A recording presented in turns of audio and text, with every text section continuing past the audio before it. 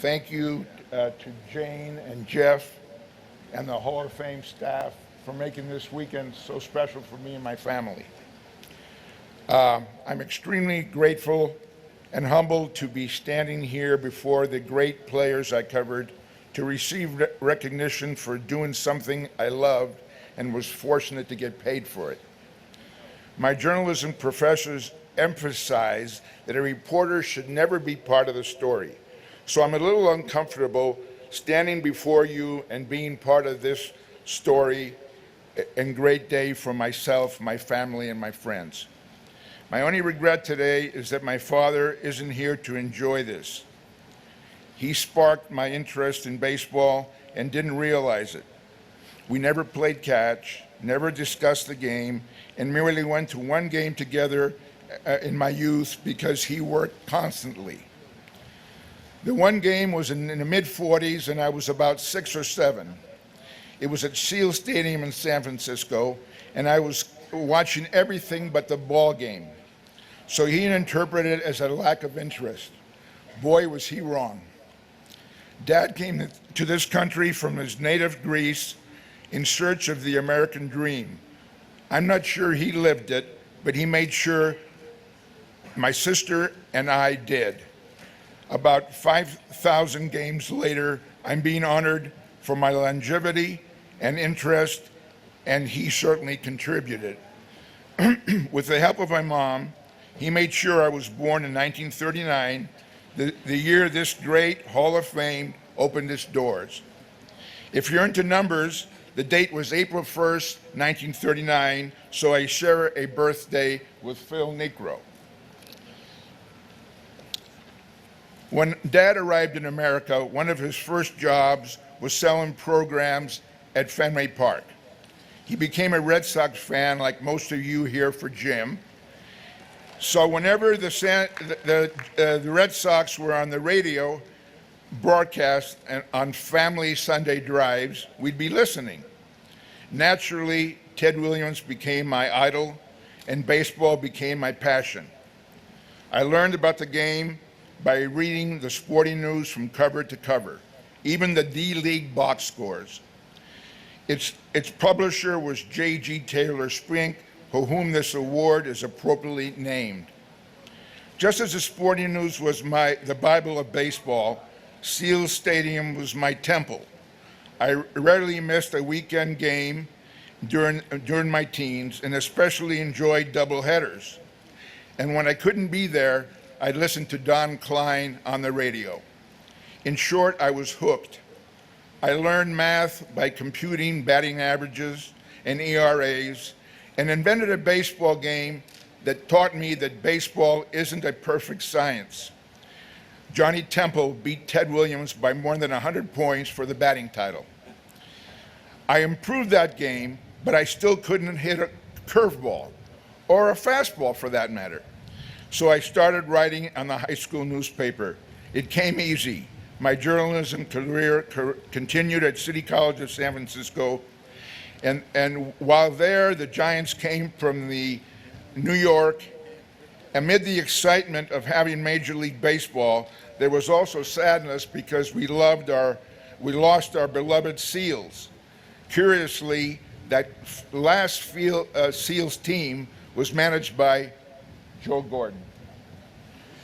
When I was graduated from San Jose State with a degree in journalism, I was on my way. I was hired by the SF Chronicle, where I was influenced by Hall of Fame writer Bob Stevens. And then I took a job at the Berkeley Gazette so I could cover baseball. That was in August of 1961. But I was soon drafted by the Army. I wrote for the weekly-based paper in Anchorage and was named Alaska Sports Writer of the Year in 1961 and 62, beating 2 Eskimos and a sled dog team. And best of all, on a clear day, I was able to see Russia.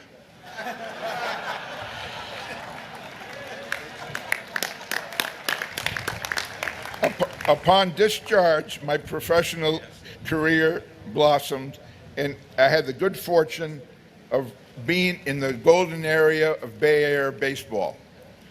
The Giants had just moved out, and the A's soon followed from Kansas City. I was in the bleachers for the first game on the West Coast in 1958.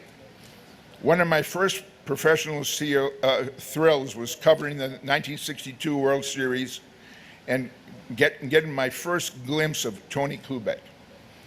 But nothing topped a long interview with Ted Williams when he managed the Senators.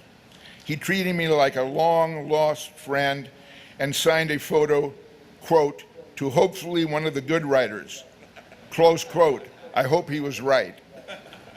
Soon I fulfilled a dream, hired as a Giants correspondent for the Sporting News.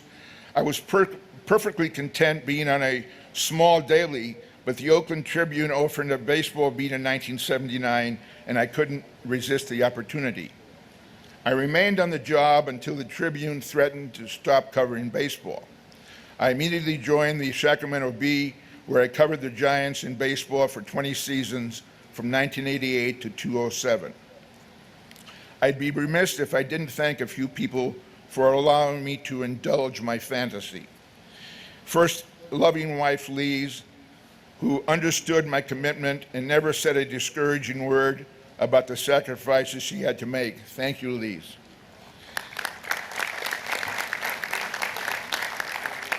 Secondly, to daughter Lisa, who hopefully forgave me for the birthdays and holidays I missed on the job. I also want to thank her and her husband, Brian, for 3 beautiful granddaughters, Anna Marie, Melanie, and Brianna, who are sharing this day with me. Thank you, kids.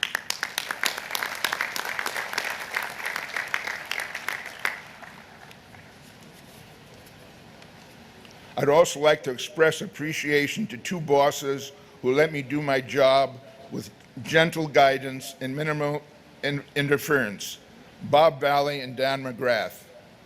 And to the many associates who were my second family on the road, and to all the desk people who corrected my mistakes. And of course, to the many players who made my job a joy, including the Hall of Famers behind me. I haven't covered a better player than Mays, a better pitcher than Marichal, or a better leadoff hitter than Rickey Henderson. And though the Giants didn't win a World Series in my 47 years of covering them, all I had to do was cross the bridge, and the A's won 4 of the 6 they played. And thanks to owners Horace Stoneham, Bob Lurie, and Walter Haas, who ran their teams with dignity and class. I also like to mention managers Frank Robinson, Roger Craig, Dusty Baker, Philippe Alou, and General Manager Al Rosen for their candor and knowledge, making my job a lot easier. And in conclusion, thanks to good timing, I was able to write about the game I loved, staying close to home, never looking for a job, and never blogging or tweeting. I don't embrace technology, as you've probably figured out, but I do embrace this award, and thank you very much for this honor.